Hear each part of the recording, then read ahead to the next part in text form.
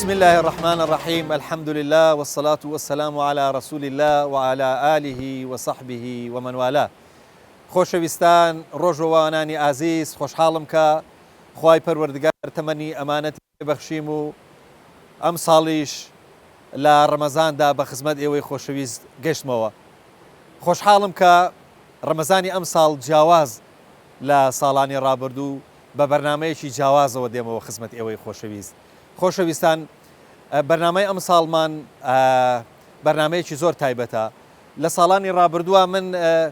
بۆ خۆم و بە ئەم گاڵۆک و هەروەها بە جۆرکەکەمەوە خۆمە هاتم بۆ ناو سروشت، بەڵام ئەم جاریان لەگەڵ ئاینە هاتووینەوە بۆ ناو سروشت. تەبعاً کاڵم لەگەڵ ئاینە ئەمە بابەتێکی زۆر گرنگە، واتە دەمەوێت سەرەتایەک دەست پێ بکەمەوە لەو سەرەتایی یاخود بچمەوە بۆ ئەو سەرەتایی کە چۆن ئاین و چۆن مرۆڤ لەگەڵ سروشتا هەڵی کردووە و لەگەڵ سروشتا دەست لە ملان بووە و چۆن یەکەم جار سروشت ئەبێ بە ماڵی مرۆڤ،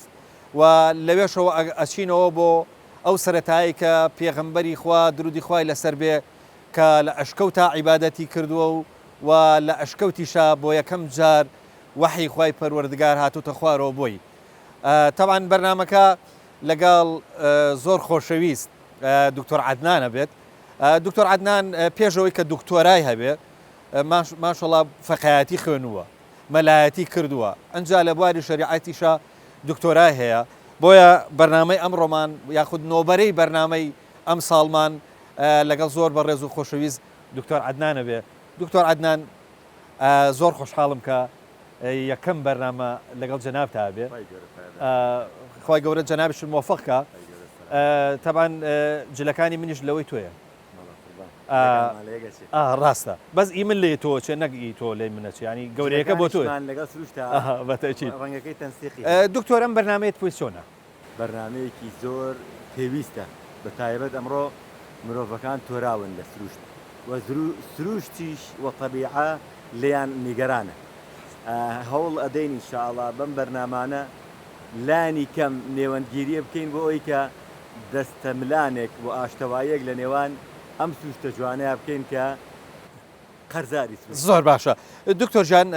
من فەرموو لێ یەکەم بۆ ناو ئەشکەوتەکە، ئێستا پێکەوە ڕووین بۆ ئەشکەوتەکە. باشە،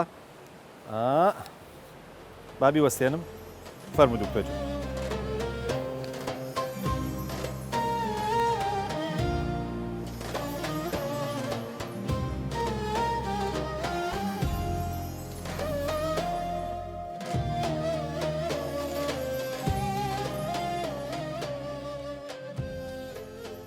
بەڕێزان، سروش لەگەڵ مرۆڤە پەیوەندێکی زۆری هەیە و دەشێ ئەوە بڵێن سەرەتای هاتنی مرۆڤ بۆ دنیا پەیوەندی گرتن بووە، پەیوەستبوون بووە بە سروشتەوە، و لە سەرەتایە بەڕاستی مرۆڤ ماڵی یەکەمی لە ناو سروشتا بووە. بۆیە پەیوەستیی زۆر هەیە لە نێوانی مرۆڤ و لە نێوانی سروشتا. لەگەڵەوەشە ئاین و سروشت دیسان پەیوەندێکی زۆریان هەیە، و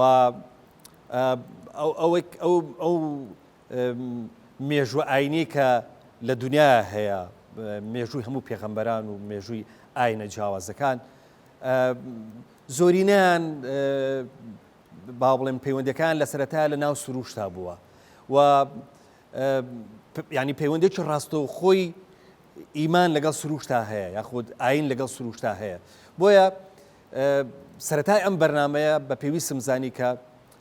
بگەڕێنەوە بۆ ناو ئەو سروشتە، و لە ناو سروشتیشا بگەڕێنەوە بۆ ئەشکەوت، چونکە دیسان ئەشکەوتیش بۆ خۆی لە بواری ئاین و ئاینداریە بابەتێکی زۆر گرنگە، بابەتێکە تا ئەم لەحزەیەش زۆر دەستی لێ نەدراوە، زۆر ئیشی تا نەکراوە. بۆیە هەتا قورئانی پیرۆز سوورەتێکمان هەیە بە ناوی کەهف، و هەروەها لە چەندان شوێنە باسی ئەشکەوت کراوە، و قسەیەکی دوور و درێژی ئەسحاب الکەهف هەیە کە لە ئەشکەوتا ڕوویاوە، یاخود باڵێن لە چێوەکانە ڕوویاوە، و تا بە شێوەیەکی گشتی سروشت کە پەیوەستە بێتەوە بە چێ و شاخ و داخ و ئەوەی کە پێگوترێ ئەشکەوت، بابەتێکی زۆر گرنگە. حەزم کرد لەم مانجی ڕەمەزانەیە ئیشکردنی ئێمە لە سەرەتایە سەبارەت بە ئەم سەرەتایە بێ. دکتۆر جان با سەرەتاوە بپرسم، ینی تۆ یادگاریت لەگەڵ ئەشکەوتا هەیە؟ ینی لە ڕابردووە چوتە ناو ئەشکەوتی جیاوازت بینیوە یاخود ئەمە یەکەم جارە بێ بۆ ناو ئەشکەوت؟ وەکو یادگاری لە کۆڕەوەکەی ساڵی 1970 ڕێوان کەتە ئەشکەوتەکان بۆ خۆپاراستن لە کیمایەکەی هەڵەبجەیە. بڵێ یادگاری تاڵم هەیە و یادگاری خۆشیشم هەیە لەگەڵیان. باشە دکتۆر، ئەمە یەکەم جارە با بڵین بۆ بەرنامەکردن بێتە ناو ینی لۆکیشنێکی ئاوا هەڵبژێرن، یان مەسەلەن بۆ منە بێتە ناو لۆکیشنێکی ئاواوە؟ طبعاً من کاکە پەیوەندیان دەستخۆشیەکی گەرمت لێ ئەەکەم بۆ هەم هەڵبژاردننی ئەم تەوەرە و خۆدان لەم باس و خواسە و دووبارە وێناکردنەوە و دەمەزەرکردنەوەی ئەو بەرنامە و پێڕە و پرۆگرامانەی کە دەست لە ملان و ئاشتەوایین لەگەڵ سروشت و گردون بە تایبەت شاخەکان کە ئەم ئەشکەوتانە و ئەم شاخانە مێژوویەکی لە مێژینەی گرێدراویان هەیە لەگەڵ هەموو شۆڕشەکان و هەموو پەرشەکانماناکە بە درێژایی مێژوو هەمان بووە. زۆر ڕاستە دکتۆر، من لەوانەیە دەرەقەتی ئەو سەردە مێژوویە نێم، یاخود ئەو مێژوە دوور و درێژەی کە چ مێژووی ئینسان وەکو لەگەڵ ئەشکەوتا، چ یا لەگەڵ سروشتا، چی مێژووی شۆڕشی کوردی لەگەڵ ئەشکەوت و لەگەڵ کێوەکانە. بەڵام بۆ من گرنگە دوای ئەو دابڕانە لە سروشت و لە مرۆڤ، چونکە بەڕاستی ئێستا دابڕانێکی گەورە هەیە. ینی مرۆڤ هەر گیز بیر لەوە ناکاتەوە کە سەرەتای چ دینداری ئەو چ سەرەتای مێژووی ئەو لە باو و باپیرانەوە لە کێوەکان و لە ئەشکەوتەکانەوە هاتووە. بەڵام بۆ من گرنگە باس لە ئاینداری بکەم، یاخود باس لە ئەو سەرەتایە بکەم کە بەتابەتی ئەو سەرەتایی کە ئیسلام هەیەی لەگەڵ ئەشکەوتا و لەگەڵ دینداریە. تۆ سەبارەت بەمە چیت هەیە؟ تەمان کاکە پەیوەندیان، ئێمە ئەم بەرنامەیە کە ئێستا تۆمارەکەین، ئێمە لە کەهفا تۆماریەکەین، نەک لە غارە. لە زمانی کوردیا بە هەردووکی ئەڵێن ئەشکەوت، بەڵام کەهف گەورەتر و بەرفراوانترە لە غار. بۆیە ئەو دوو ئەشکەوتەی پێغەمبەری خوا صلی الله علیه وسلم کە لە سیرە و لە ژیاننامەیە تۆمارکراوە بە دەستەواژەی غار تۆمارکراوە، چونکە قەبارەکەی بچکۆلەیە. بەڵام یارانی ئەشکەوت چووکە شوێنەکان بەرفراوان بووە، کۆمەڵێک گەنجی دەستە جەمعی کاریان کردووە و لە شوێنێکە حەواونەتەوە ئەو شوێنە گەورە بۆ پێوتراوە کەهف. ئەم بەرنامەی ئێمەش لە شوێنێکی بەرفراوانەی. مامۆستا پەیوەندیان، با لە سێ گۆشەنیگاوە داخڵ بم بابەتە بین. سەرەتا بە تۆی ئازیز و هەموو ئازیزانە بڵێم کە ئێمە قۆناغی یەکەم وەکو ئەوەی کە ئینسانی ئیمانداری پەیامدار لەگەڵ گەردون و سروشتا دەست و پەنجەی چووەنە و بە چ شێوازە نەرمی کردووە. خاڵی دووەم بگوازینەوە لە گشتیەکەوە بۆ تایبەت بابەتی کێوەکان لە سیرە و بانگەواز و داوای ئەنبیا و پێغەمبەرانە بە تێکرا جواجار تایبەتتری کەینەوە لە سیرەی پێغەمبەری خوایە صلی الله علیه وسلم لەو کێوە بەرفراوانانەی کە دەوروبەری مەکەیان تەنیوە، لەو هەموو ئەشکەوتەی کە هەن بۆچی ئەم ئەشکەوتانەی هەڵبژاردن. زۆر باشە، دەبا من بیکەم بە پرسیارێک. خۆ پێغەمبەر صلی الله علیه وسلم لە شارە ژیاوە، ینی ئەو ینی ماڵی لە شارە باو بڵین. بۆچی پێویستی بەوە کردووە کە پێغەمبەر صلی الله علیه وسلم پێویستی بەوە کردووە کە بچێت بۆ کێوەکان، پێویستی بەوە کردووە کە لە غارە مەسەلەن بۆ نمونە عیبادەت بکە، ینی بۆ لە شارۆ ڕۆشتەوە بۆ ناو سروشت و چۆتەوە بۆ کێوەکان و چۆتەوە ناو ئەشکەوت. ینی ئەم سەرەتایە چییە؟ ئاسایی وەریگرە پێش وەڵامی ئەم پرسیارەت پێت بڵێم، ئەم بەرنامەی من و تۆ، ئەم قسانەی کە ئێستا من و تۆیکەین، باوەڕکە لە ستۆدیۆیا بووایە کامی ئەمەی نەبوو کە ئێستا ئەم کەش و هەوایە لەگەڵ ئەم سروشتەیە تێکەڵین، هەم لە ڕووی دەرونیەوە، هەم لە ڕووی تۆنی قسەوە، هەم لە ڕووی حتا هەناسە هەڵمژین و ئەوانەشەوە بەجددی، یعنی ڕاشکاوانەی بڵێم بەرنامەکەمان شێوازێکی تایبەتی هەیە. کاکە پەیوەندیان، سەرەتا من ئەمەوێت ئەوەت پێ بڵێم، یەک بڕگە، یەک پند، یەک جوڵە، یەک شوێن بە مەکان و زەمانەوە لە سیرەی پێغەمبەری خوایە صلی الله علیه وسلم نییە ئیلا دەستێکی قودرەت لە پشتەوەیەتی ئەمەیە ورتر بە تۆ بڵێم هەڵبژاردننی ئەو ئەشکەوتەش لەو ئەشکەوتانی کە لە دەوروی بەری مەکەیا هەبوون هەڵبژاردننی ئەو ئەشکەوتە بۆ خەڵوەت کە لە سیرەیا فەرمێ حوبێ ئیلەیهی خۆشەویست بوو لە لای تا ئەو دەرەجەیی کە بگاتە هۆی ئەوەی کە ئالوودە عاشق هۆگر ببێ بەو ئەشکەوتەوە ئەمە خۆی بۆ خۆی مەسیجێکی ورد فەلسەفەیەکی دەستی قودرەت لە پشتی ئەم بابەتەوە هەیە جارە پێش شتێک کاکە پەیوەند ئەگەر ئەوانەی کە فەریزەی حەج یا عەمرەتان ئەنجام داوە و خوای گەورە تەوفیقی داون چوون بۆ ئەشکەوتی نور ئەو کێوە کە ئەگەیتە بناری شاخەکە بەرزی و بڵندی ئەم کێوە کە ئێستا لەم سەردەمەیە ئەو هەموو بینا بەرزە گەورەیە دروستیش کراون کەچی هێشتا ئەو بینایانە نەبوونێتە ڕێگری ئەوەی کە لە بناری ئەشکەوتەکەەوە بەردەڕەشەکە و لێوە دیار بێ ئەمە لەم سەردەمەیە کە تەکنەلۆژیا و دەستی مرۆڤەکانی پێگەشتووە ئەوەندە جوان و سەرنڕاکێشە لەو بڵندیەوە ئەڕوانی بۆ مەککە کە بە بینینی هەر بینینی خۆی بۆ خۆی عیبادەتە دکتۆر بمبورە من چوون بۆ عمرە بەڵام ڕاستەکەی نەچوون بۆ ئەشکەوتەکە یعنی لەوێەوە بیت دیارە لە بەردەستایە زۆر عەجیب مسەیتر و بەرزە بەسەریا و حاڵەتێکی زۆر دەرونی عەجیبت بۆ دروستە بێ لەم بەرزیەوە لەگەڵ کێوەکانە دەست لەملانی و لەم بەرزیەوە لەم چاڵە قوڵەیە ئەم ڕەشەکە مێژوویەکی دێرین کە پێشتر فریشتەکان بنیادیان ناوە و سەردەمێکی زۆری بەسەرا هاتووە و کوێر بووەتەوە دوجار مێژوویەکی تری سەر هەڵدانەوەی دەست پێ ئەکاتەوە من ئەڵێم لەم سەردەمەیە کە دەستی مرۆڤەکانی پێگەشتووە ئەوەندە سەرنج ڕاکێش بوو بێ ئەبێ لە سەردەمی زووە کە تەنها خانووەکان خانووی سادە و ساکار بوو بن جوانی ئەو بەردە لە چ ئاستێکا بوو بێت کەواتە هەڵبژاردننی ئەو شوێنە بە تایبەت بۆ پێغەمبەری خوا صلی الله عليه وسلم زۆرە لە زۆرەکان ئەمە لە زمانی عەرەبیە ئیعدادێک بووە بۆ ئەوەی ئیمدادی سەما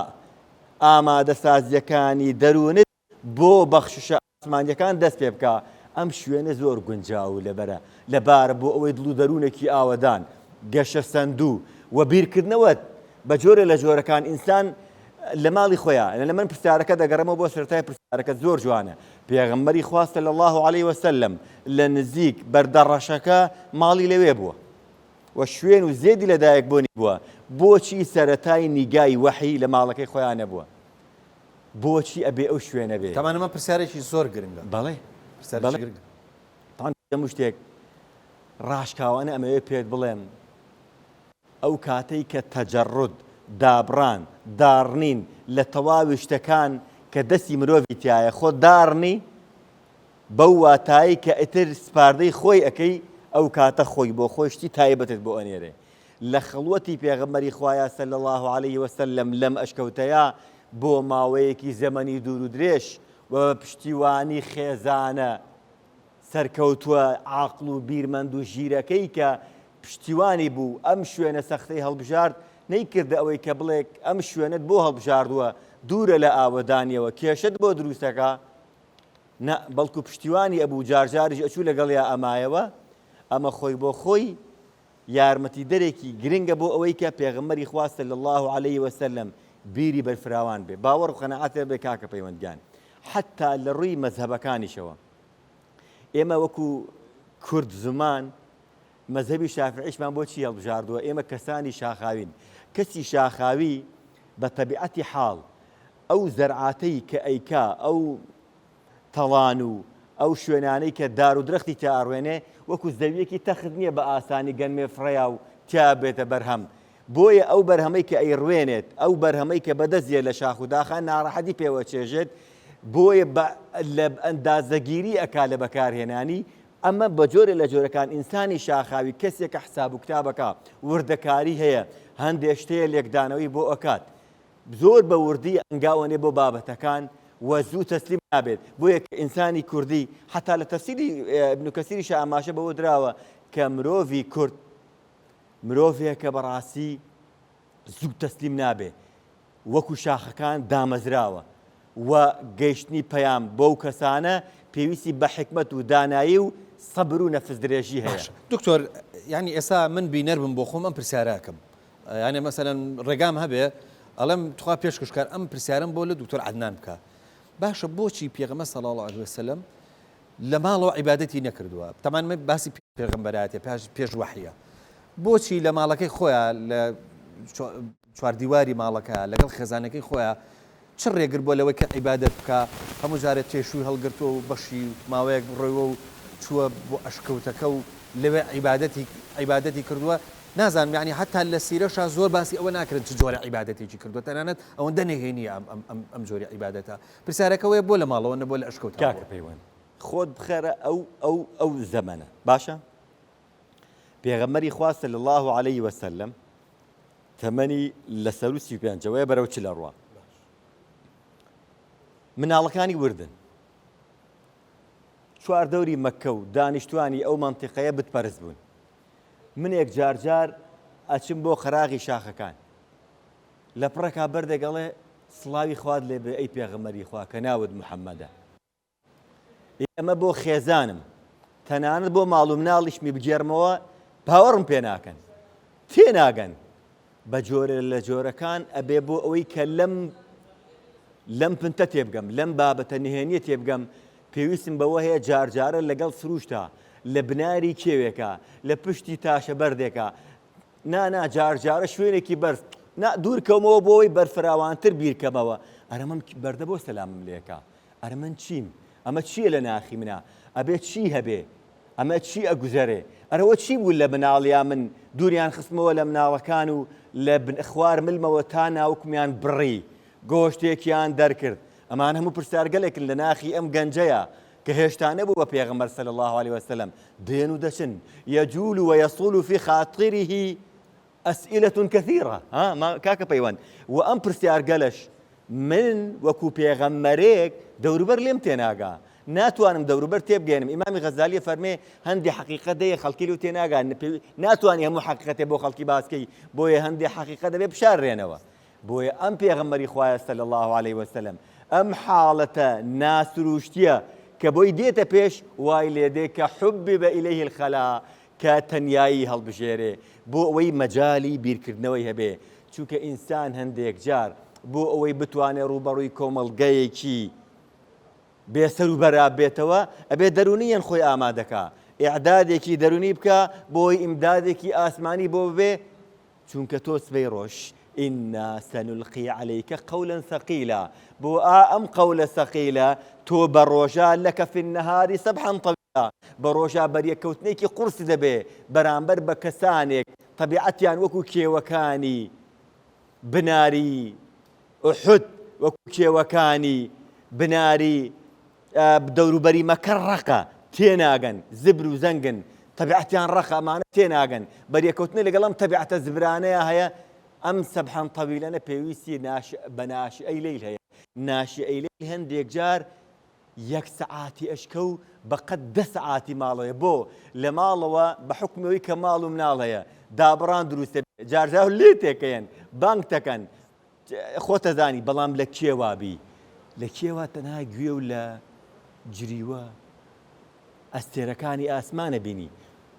وا لە دەوروبەر وردەبیتەوە هاژەی ئاو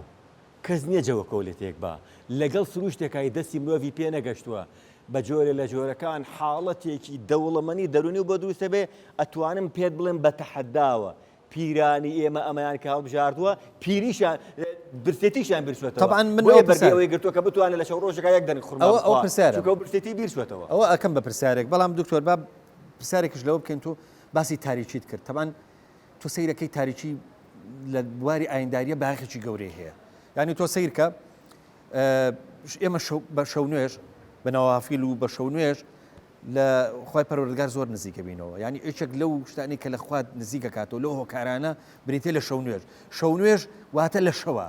لە تاریچیە و حتا ئەوەی کە ئەو فەرمودەیە ئەفەرمێ کە خۆی پەروەردگار لله المثل الأعلى یعنی کە لە سێیەکی شەوادا ئەبەزێ بۆ ئاسمانی یەکەم حەزم لە قسەکردن لەسەر تاریکی تۆ وەرە لەم تاریکیە وەرە بۆ ناو تاریکی ئەشکەوتیش یعنی نەهێنی لە ناو نەهێنیە ئەمەی کە جەنابەت وتت چەندێک پەیوەندی بەم نەهێنیەوە هەیە کاکە پەیوەند دیسان دووبارەیەکەمە واز لە شەو نوێژ بێنن هەر ئێستا منیش و تۆش ئەتوانم بڵم تەحەداتەکەم نزیکی 30 ساڵی ژەبێ تێری چاوەکانی خۆمان ئەسێری ئاسمان نابین نەخێرەوە ئێچەکە لە مشکلەکە وایە شار وای هەر ئەم بەرنامەی کە لەم ئەشکەوتەیە تۆماریەکەین کە ئەمڕۆ ڕۆژە بە وەڵڵاهی ئێستا بچینە دەرەوەی ئەشکەوتەکە بەشەوە ئەزانی بینینی ئەسێرەکانی ئاسمان چەند خەمڕەوێنە ئەزانی چەند ئیلهامی شعر بەخشی خەڵکانە ئەزانی چەند ئاوەدانێک بەڵوو دەروونە دەێنێ هەرواز لە شەو نوێژەکە بێنێ کە لە شەو نوێژە ئینسان چەندێک گەورە ئەبێ چ مەدرسەیەکی ڕەبانیە تۆ لە دەرگاکانی ئاسمانە دەی من یەکشتی پێڵم کاکە پەیوەند بۆچی سروش گەرنگە بۆ ئینسانی ئیماندار یعنی ڕاشکاوانە پێت بڵێم ئینسانی ئیماندار چون پەیامدارە کەسایەتێکی هارمۆنی هەیە بەو معنایی منسەجیمە لەگەڵ کەونا تەنانەت پێغەمبەری خوا صلی الله عليه وسلم ڕاشکاوانە لە ناو سەحابیەکانە دانیشتووە جەنازەیە گەبەن ئەفەرمێ مستەریحون و مستەراح یعنی ئەبێتە جێگەی پرسیاری ئەصحابی کرام لە خزمەتیا بۆچی ئەمەی فەرموو پێغەمبەری خوا صلی الله عليه وسلم تەنانەت ئەو ئاەتەی کە وابزانم لە سورەتی دوخانایە بۆ دەستە و دائیرەی فرعون کاتێک کە خوا لە ناویان ئەبا ئەفەرمێ چی فما بكت عليهم السماء والأرض نە ئاسمان نە زەوی بۆیان نەگریان ئەم قسەی یانی چی پێچەوانەکەی یعنی ئەگەر بۆ ئەوان نەگریابن بۆ ئینسانی ئیماندار ئاسمان و زەوی بۆی دەستەکا بەگریان چۆن ئێستا بۆ دڕوو نەکەمەوە ڕاشکاوانە پێ بڵم کاکە پەیوەند و تۆ ماوەیەکی زۆر پێکەوە شەوان پێکەوە دائنیشین بە ڕۆژیشە ئەگە لە یەکتری دابڕین بە مۆبایل تەلەفۆن بۆ یەکتری یەکەین وردە وردە هۆگری یەکتری ئەبین پاش ماوەیەک ئەوەندە هۆگری یەکتری بین ئەگەر ماوەیەک دیار نەبین تۆ خۆت ناگری هەواڵی منە پرسی ئینسانی ئیماندار بەو مانایی کە سەری ئەخاتە سەر زەوی و سەجدە ئەبا ئەم زەویە هۆگری نێوچەوانی ئەم ئینسانی ئیماندارە ئەبێ و هەموو ئینسانی ئیماندار بۆ بەرزبوونەوەی کردەوەکانی دەرگایەکی تایبەتی هەیە لە ئاسمانە ڕۆژانە کردەوەی چاکی بەرزە بێتەوە بەس کەسی دوور لە دین ئەم دەرگایە نییە کردەوەی باش بەرز بێتەوە کردەوەی خراپ بەرزەکانەوە ئەم دەرگایە تایبەتەی ئەو کە کردەوە باشەکانی تیا بەرزە بێتەوە و ئەم زەویەی کە سەری ئەخاتە عەرز وإن من شيء إلا يسبح بحمده ولكن لا تفقهون تسبحهم يعني چی يعني هیچ شتێک نییە لەم گردونەیە ئیلا خۆی بۆ خۆی پەرستشێکی تایبەتی هەیە تۆ کاتێکە عیبادەتی خواکەی لەگەڵ گردونە ئاوێزانە بیت ئێمە ئێستا ئەم بەرنامەیەک تۆمارەکەین ئەگە هەر خۆم و خۆت بووینایە تەنها سێ کەس بووینایە کامێرەمان بەدەستمانەوە هیلاکە بوو فریای ئیشەکان نەکەوتین خۆش نەبوو بەڵام بەو مانایی کە ستافێکمان لەگەڵایە لە 6 کەس تێپەڕە بن خۆی بۆ خۆی ئاوەدانیەکە جەماعەتێکی خۆشن حتا نوێژی جەماعەتیش حتا نوێژەکە قەرەباڵغتر ئەجرەکەی زیاترە بۆ چونکە لەگەڵمانە خەڵکانێکی زۆر ئامادە ئەبن ئەم زەویەش کە عیبادەتەکە پەرستشەکە پێی خۆشە ڕەفیقی زۆر بێ لە فیلمی یارانی ئەشکەوتە ئەڵێ بۆ کەسانی تریژەن بڵێ هەن چەند پێی خۆشە خەڵکانی تر هەن گردون چەند پێی خۆشە خەڵکانی تر لەگەڵ ئاوێزانە بن لەگەڵ یایەن پێی ئەڵێن بەڵێ کەسانی تریژەن عیبادەتەکەن زەویەکە خۆی بە تەنیا نازانێ و تا ڕێک کاتێک کە تۆ وەفاتەکەی ئەو ڕەفیقەی کە ڕۆژانە ئەمەی ئەخستە سەر عەز و بە گوێچکەی زەویە ئەیچرپان یەومەئیذ تحەدیث ئەخبارها ئەڵێت ئەوەی کە ڕۆژانە بە گوێی منە ئەیچرپان نێوچەوانی ئەخستە سەر عەرز و عیبادەتی ئەکرد بۆ من لەگەڵ منە دەست لە منان بوو عیبادەتەکانی بەرزە ئەوە نەما ئەو شوێنە بێناز بوو ئەو دەرگایەش بێناز بوو کە کردەوەی بۆیە ئاسمان و زەوی بۆ یەکگرین ئەمە بە جۆرێ لە جۆرەکان وا لە ئینسانی ئیماندارەکە ئیتر زۆر تەبیعی ئەو بەردە ئەبینێ دەست بە نەرمی هێنێ بەو بەردەیە دارتوێگە بینێ بەڕوێگە بینێ لە شاخەکان باوەشی پێئاکا چونکە ئەم دار بەڕوە کاکە پەیوەند تۆ نازانم ئەگەر متابعی ئەوەت کرد بێت لە ڕووی زانستیەوە سێ نەمان بێنە هەر سێکیان ڕۆژانە ئاویان بە نەمامە جوانەکە بە میوانت بم ڕۆژانە گەشە ئەەکەی بەخوا شتێ ناشرینی ئەو دوو نەمامە گەورە ئەبن بەس هیچ کامیان وەکو یەک نین ئەمیان زۆر گەشەستەن دوو جوانە ئەمیان بە جۆرە لە جۆرەکان دژوە حتا ئەو ئاوەی کە ئەی خۆی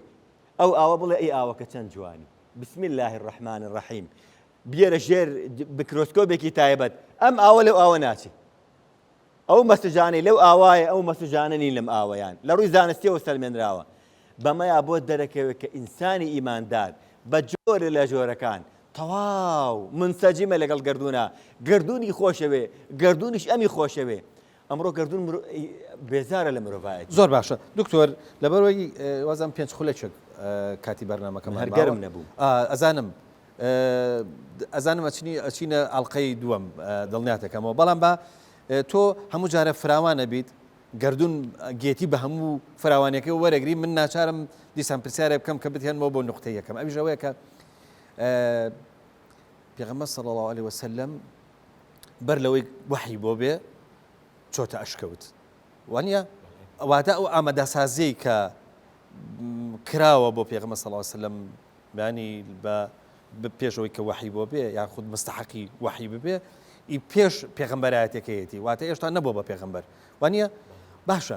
دکتۆر یەک پرسیاری زۆر جەوهەری هەیە ئەویش ئەوەیە کە لە ئەشکەوتە کە تاریکی لە ناو تاریکایە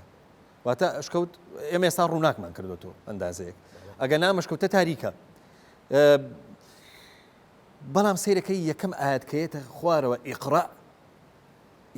ئەگەر بەمانە زانین و زانستەکەی وەری بگرین ڕووناچیە ڕووناچی دێ لە ناو تاریکیە ینی یاخدا بڵێن ئەگەر ئەو قسەیەت ڕەوا بێ ئیقڕا بە ڕووناچەکەی دێ ئەو زوڵماتەی ئەو وحشەتەی کە لە ناو تاریکیە هەیە ڕووناچەکاتەوە و لێرەوە پێغەمبەر صلی الله علیه و سلم ئامادە ئەبێ بۆ پێغەمبەرایەتی و ئیتر لە ئەشکەوت دێتە دەرەوە بۆچی ئیقڕا لە ئەشکەوت هایەتە خوارەوە من پێش ڕووناکیەکە ترسناکترین شوێن ئەشکەوتە بەو مانایی کە شوێنێکی تاریک پڕە لە کونوکە لەبەر هیچ زەمانێک نییە هیچ کونوکە لەبەرێک مارێک مێروێک دوو پشتێکی تیانە بێ وایە بەڵام کاتە ئینسانی ئیماندار لەبەر خوا ڕوبەڕووی ستەمکاران ئەبێتەوە